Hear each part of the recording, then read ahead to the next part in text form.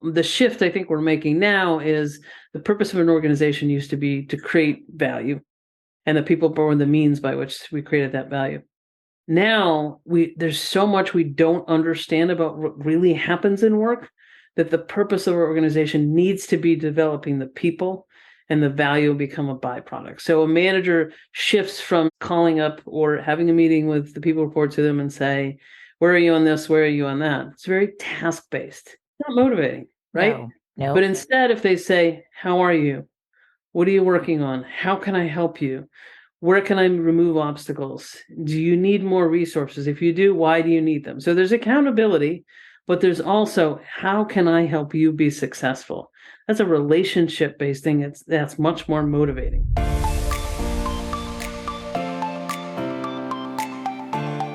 Welcome to the Good Life Coach podcast. I am your host, Michelle Lamoureux.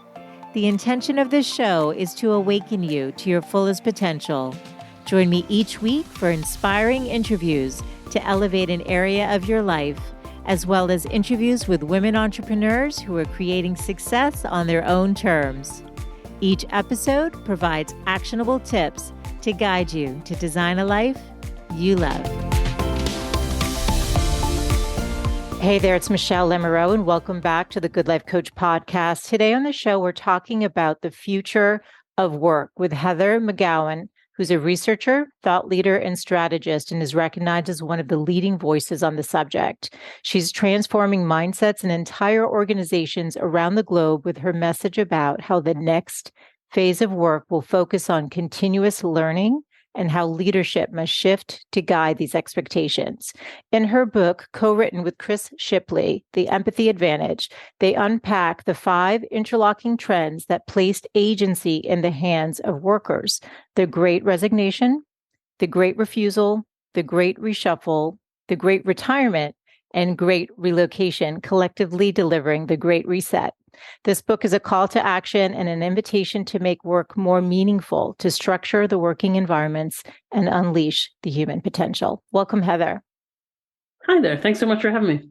What a complex and fascinating endeavor you've taken on in this world of work. But is this your life? Can you just tell us a little bit about yourself and what prompted you to write The Empathy Advantage, and how you came upon empathy as sort of the key here?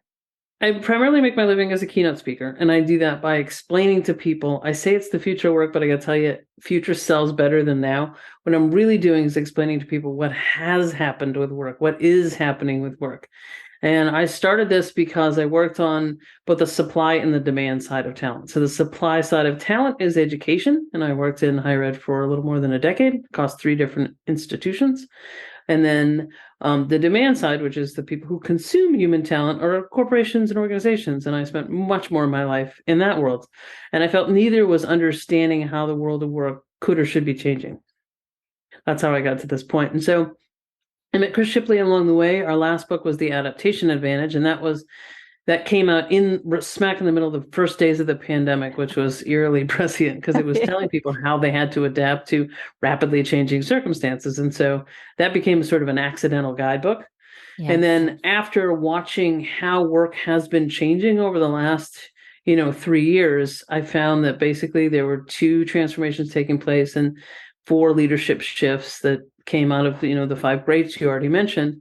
I realized we had a short window to get this in the hands of people who really needed it, because the zeitgeist had changed. And so we wrote the book in about 100 some odd days. Oh my gosh, you did. Okay, yeah. So this is so interesting. Okay, so that's great. Well, I'm curious, and you kind of touch upon this, but tell us, was COVID the tipping point to a trend that had been slowly emerging over the last couple of decades, or something that was the direct result of COVID, or sort of a combination? It's sort of a combination. So the 2 transformations are, one is a changed relationship between individuals and organizations.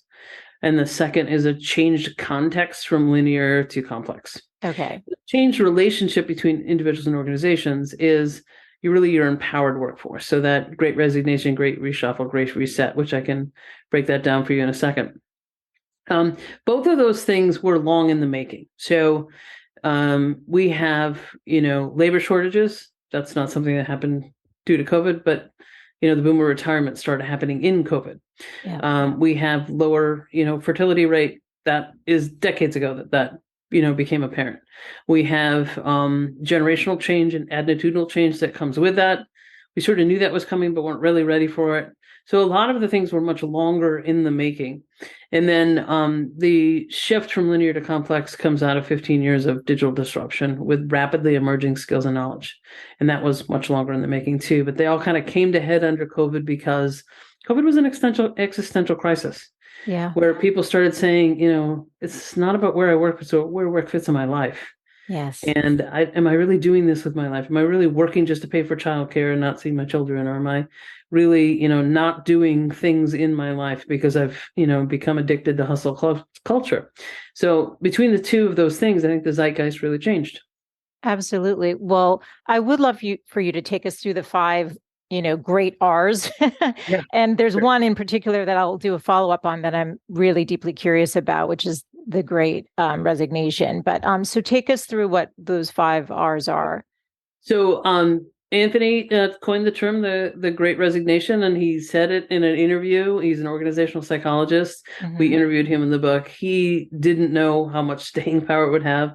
And then the more and more he looked into it, it really began in 2009.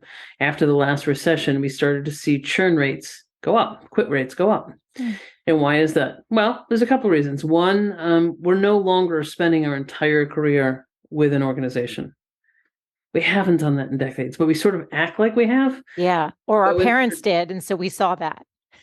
Yeah. And we go in for job interviews and they act like you're getting married. When in reality, you're going to be there for 2 years, 3 years, 5 years, sometimes 10 years. It's not a lifetime marriage, but that's how they act like it. So that piece of it had started to change. And Josh Bershman has some great research on the rate of churn now, which is a combination of, it's no longer required that you stay with an organization for your whole career or for even a required number of years. So get in, learn what you're going to learn, contribute where you're going to contribute, and go on to a better place if this isn't a good fit. Yeah. We also have rapid creative destruction of jobs. So jobs are consolidating and changing, new jobs are emerging. So that is churn. That's people leaving the workforce, going back into a different job. We have labor force shortages when some of that is generational. So great resignation is really the quit rate stuff. And some of that is creative destruction of jobs. Some of that is people leaving jobs for other jobs.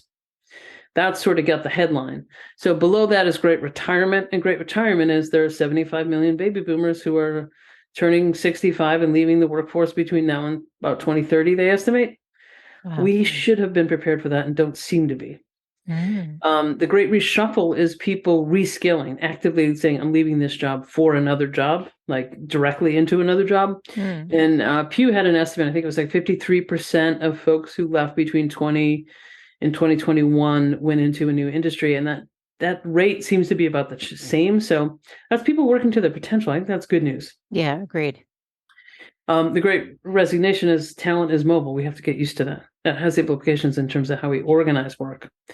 The Great Refusal is folks who were working for minimum wage who said, I'm not putting up with this abuse anymore. If minimum wage had kept pace with pre-pandemic inflation, it would have been about $23, $24 an hour. And we're fighting for 15, so $7.25 or whatever the federal rate is.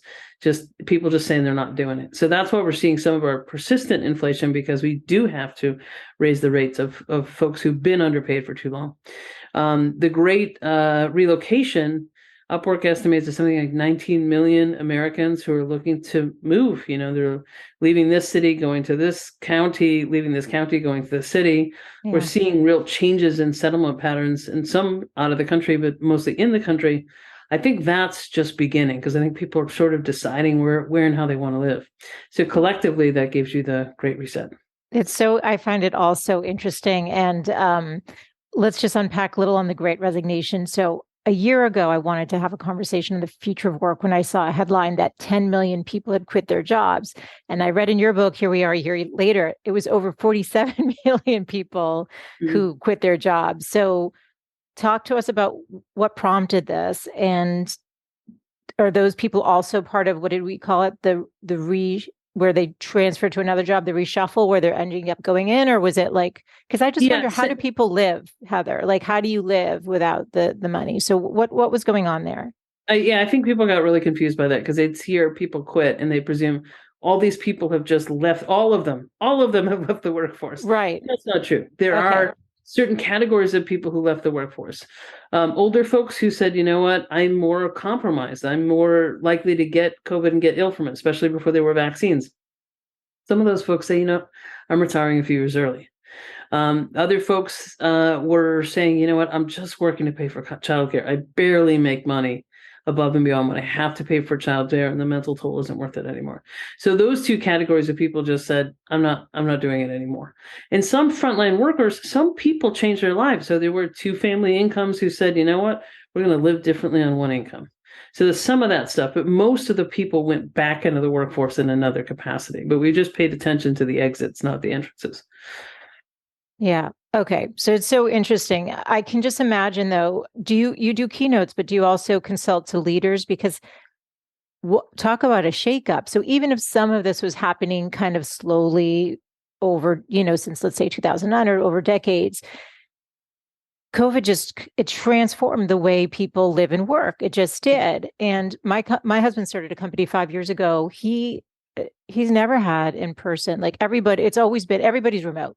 Everybody's remote. He'll have a WeWork space in Chicago if there's more than, a couple of employees. So people don't have an option to go into an office, but Sure. He's never had that. And he's more of an innovator though. So for him, that works. But if you're a big company,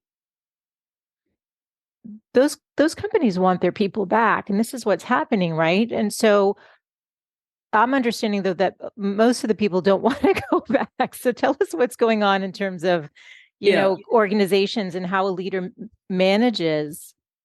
That's definitely a hot button issue. And this is how I look at it. I think we don't know yet. And I think we're not good at admitting we don't know yet. And I mean admitting and acknowledging that we don't know yet. What we found out over those 1,000+ days is we had pretty good business continuity against some pretty hard headwinds. Does that mean we should work that way forever? No. Does everybody want to? No. Do managers and leaders, are they prematurely calling people back to the office based on biases? Yes. Yes. I think sometimes there's a lot of, this is the way I work. I like to see my people, blah, blah, blah. We need to have studies that look at how often do we need to get together? When do we need to get together? What types of work? Fairness for people so that you get more flexibility for more folks. And I see when I talk to organizations that have, manufacturing or in-person things, they've managed to make more flexible schedules about when you need to be there because your work demands you to be in person. So people are trying to figure stuff out. I think the real answer is we don't know yet. I think everyone got focused on where work takes place, but I think the pandemic really upended 5 questions. Who works?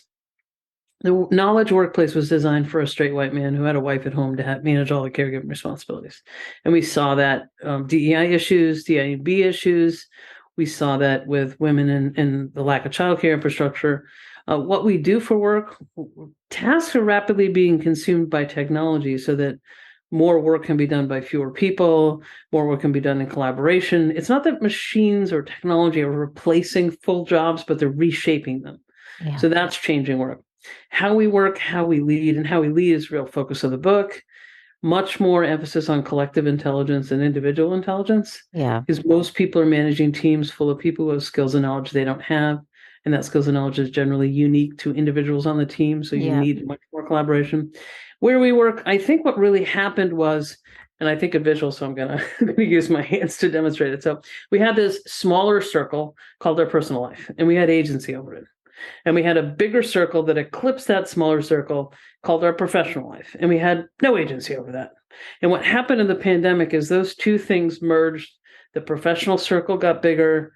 The personal circle got bigger. The professional circle got smaller. And we had agency over that integration. And I think that's what people are reluctant to lose, saying, well, I had autonomy. You trusted me. Now you're taking away the way I had come to a better balance about my life. So I don't think it's about where so much. I think it's about that agency, autonomy, and trust. Yeah. I've heard a lot of hybrid situations happening where you're like, quote unquote, required to go in a couple of days a week, but maybe you Yeah. even get to choose what those days are.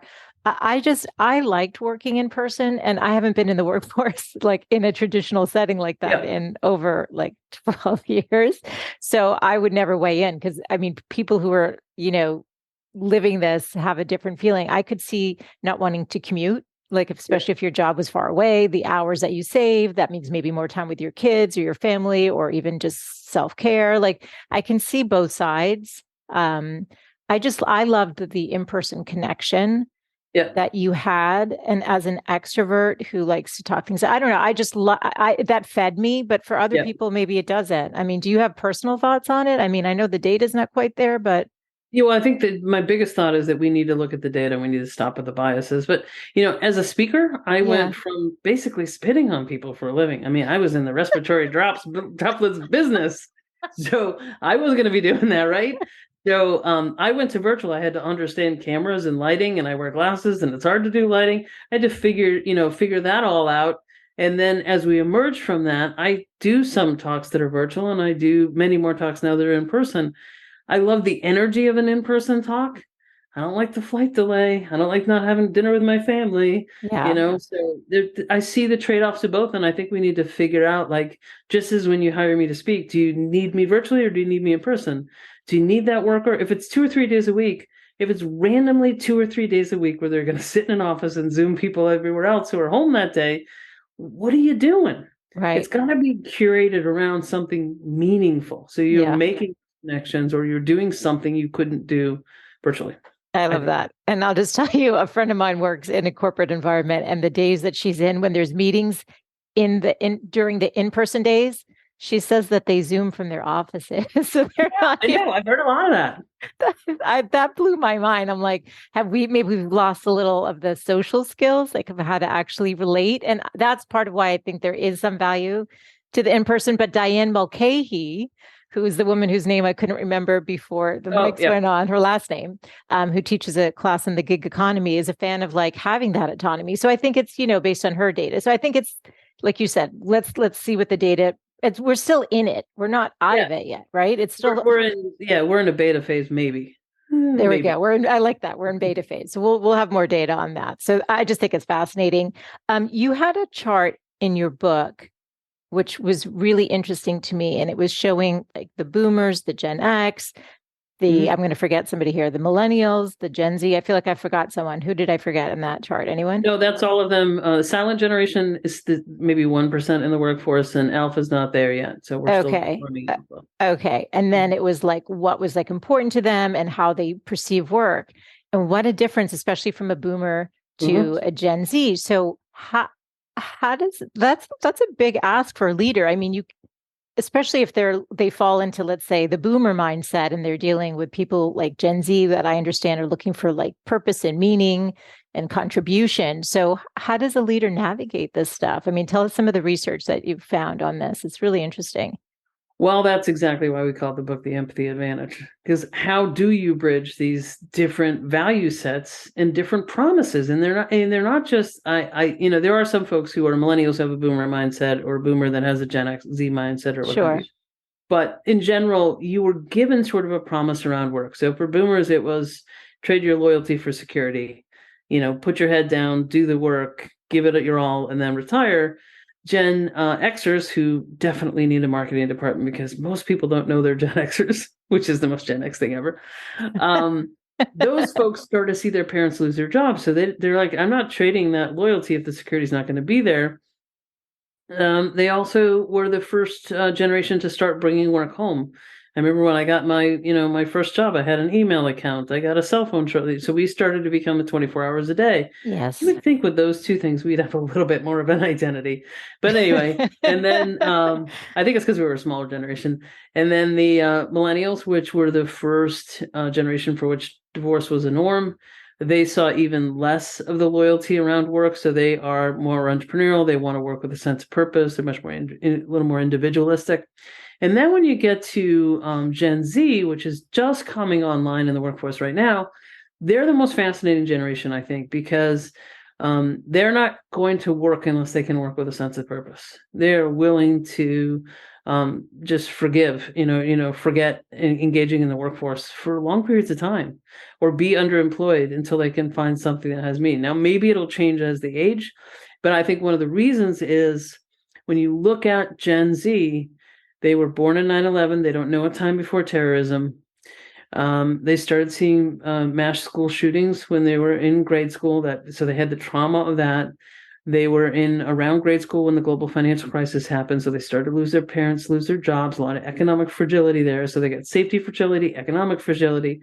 They have no national security. They've never known a time without war. And then when they're starting to understand social constructs, they're seeing them all disrupted between the Black Lives Matter movement and the Me Too movement. And then they're graduating, finishing their education and entering the workforce in a global pandemic. So they have had, pretty much nonstop trauma at every major stage of development. And so they're not going to negotiate on some fronts, or seemingly so right now. So I think they're going to change the work in a very positive way. I say they're glacial. They're going to move slowly and cut a wide path. I love it. I have a Gen Z. She's a teen. She's only 14. So I have a lot of faith and hope in that generation as well. And They're did you the say most diverse and most educated generation we've ever had too. Oh, they So, are? Did you say yeah, they're going to make up to 30% of the workforce at some point yes, soon? by When is that? 2030.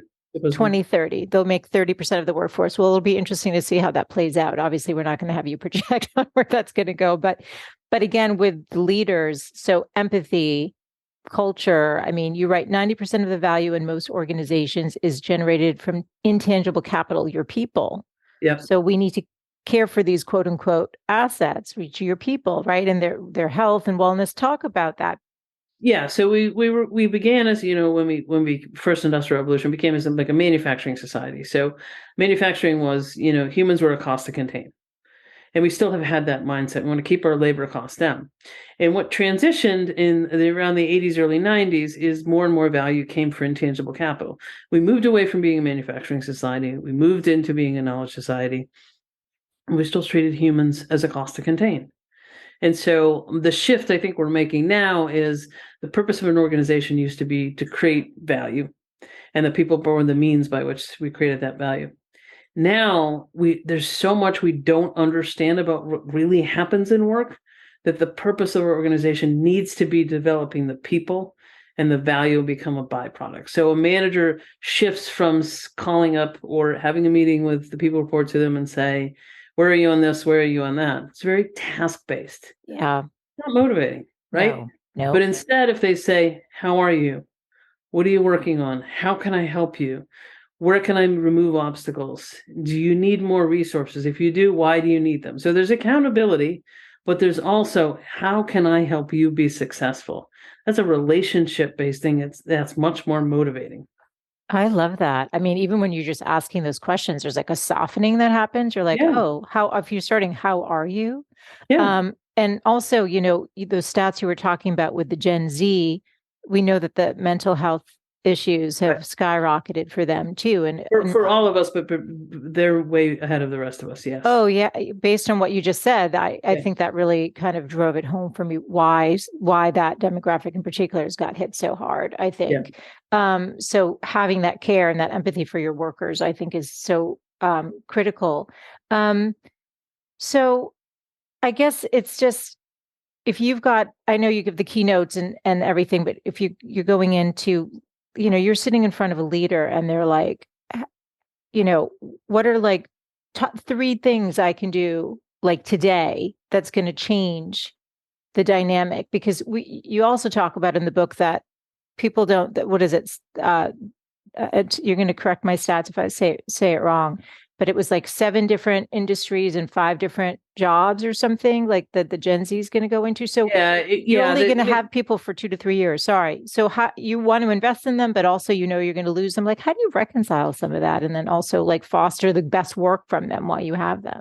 Well, that's sort of the old adage, the CFO and the CEO are talking, and the CFO says, what if we, invest in all these people and they leave? And the CEO says, what if they don't and they stay?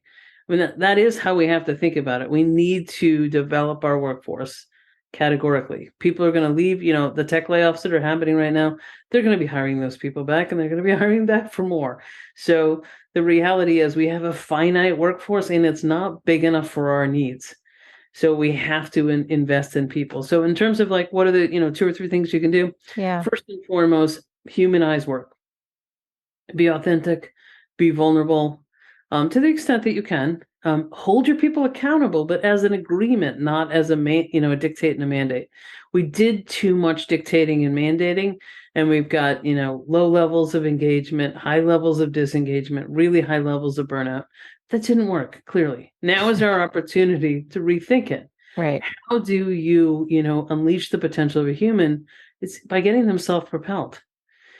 Ask them what they're interested in, what kind of projects are they enjoying, and start sculpting jobs around that rather than creating fixed and rigid jobs and then finding people that try to fit into these arbitrary boxes that are often defined by the last occupant with a lot of irrelevant requirements. Yes. So we have this great opportunity to rethink and humanize work, but it really begins with be a human yourself, ask them about themselves, ask them how to make them successful, ask them what they're interested in, and try to, reorganize. I remember I worked for Randy Swear, if he happens to be listening to this, and I worked in an organization. He knew I hated meetings. And if I was in a meeting and everybody was going too slow, I would probably get a little disruptive. So he sculpted my job around the things I really liked doing and just took things off my plate that I didn't really need to be in, to get me to focus on the things that I liked doing. I was likely going to spend more time and energy and engagement on. And he basically sculpted my job around my interests. And I don't know if he even realized he was doing it. And I don't think it's as hard as we think it is. Love that. Love that. Okay. So you talked in the book about don't focus on job description, like to filling a specific job description based on the last employee, focus on the skill sets and those, right? And Yep. their strengths. Treating them like a human, asking them questions about themselves. So it's, being as a leader, authentic and vulnerable, saying, okay, there's number one, saying, I don't know. Try saying, I don't know, let's find out. Because chances are good you don't, and you're probably pretending you do. 2, start every meeting by asking folks, how are you? Rashad Tabakawala gave me this advice, 4 ways to start a meeting. How are you? What's on your mind?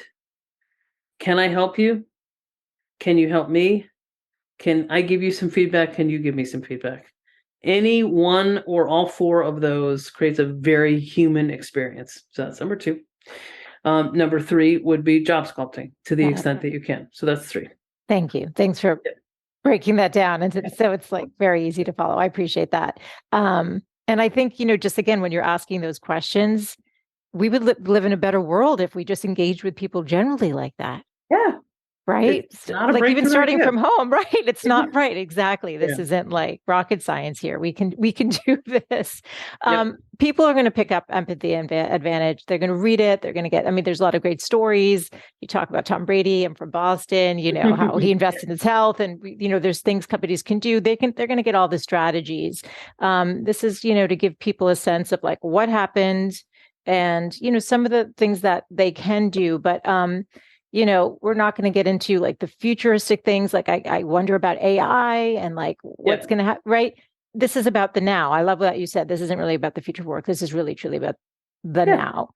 Heather, you mentioned in your book, and you go through a lot of stuff, but one thing that you talk about in a very tangible way is that these 2 transformations have taken place and require 4 leadership shifts. Can you walk us through them?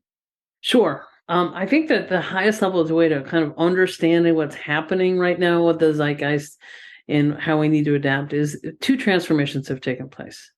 The first is a workforce transformation. It's from a changed relationship between individuals and organizations. The second transformation is a transformation of work in general, and that's a transformation in context from linear to complex. And these 2 things together require 4 leadership shifts. So the first is a shift in mindset from managing people to enabling success. So gone are the days where you're the unquestioned expert making decisions in certainty and having everybody report to you. Now, most of the people who report to you have skills and knowledge you don't have. So you actually work for them. That's a mindset shift. You Big. enable their success. That's actually big for a lot of people, right? Yeah. And then the second one is a shift in culture from peers as competitors to peers as collaborators. So when everybody had similar knowledge and you were the unquestioned expert boss, you could pit people against each other to compete for your attention and your praise. Now, each individual has some piece of unique knowledge, if not skills, and definitely unique from you. So this is a movement from individual intelligence to collective intelligence. And that's a cultural shift because you want your people to collaborate. Love that. The third is a shift in approach. We used to be able to just use extrinsic motivation, punishments, threats, and rewards. Now we need to rely on intrinsic motivation, which is helping people get in touch with their own internal drive so they become self-propelled. We're never going to get people to learn and adapt at the speed, scale, and scope we need through punishments, threats, and rewards. It simply won't work. It's true. And is that micromanagement too? Yes. Like, so we got to get to that intrinsic motivation. Yeah. Okay. And then finally is a shift in behavior. So as that unquestioned expert, you used to pretty myopically drive productivity, domination, fear, even sometimes humiliation. That doesn't work anymore. It hasn't worked. It's really led to lower levels of engagement and higher levels of burnout. So now we need coaches who can create effectiveness through inspiration, who can create high-performing teams without burning them out, which means inspiring folks, being that caring, compassionate coach who focuses on loving their people and helping people feel a sense of belonging so that they can thrive in the organization. So those are the 4 leadership shifts: mindset, culture, approach, and behavior. It's so simple in theory, and what you talk about just makes you feel like hopeful. Like if every company did this. Yeah, I'm a belligerent optimist. We're going to do this. Right. Well, I am too. Well, I don't know if I'm actually just an optimist. But if people, so I understand. So my guess is they buy the books, you go in and you're going to talk this talk and people, it's going to resonate and the workers are going to go, oh my God, Heather, make the leaders change. Like we need this. Any companies you see doing a good job right now? There are some companies, there are divisions, there are areas that people are doing it in pockets. Yeah, like you mentioned Mercer or Mercy. Yeah, Mercy is doing it. Patagonia certainly has been on this for, way ahead of the curve. Yeah. So there have been organizations that have been out there kind of leading with this kind of approach. But what Chris and I saw it out there speaking because I spoke to some like 300 companies over, through the pandemic. Wow. Spoke with a lot of leaders, is that this was happening and they were like, what? They like didn't know how to adapt. And so Chris and I got together and I'm like, we got to get this book out because the zeitgeist has changed and they need a guide. Absolutely. And so we did this in like 100 days.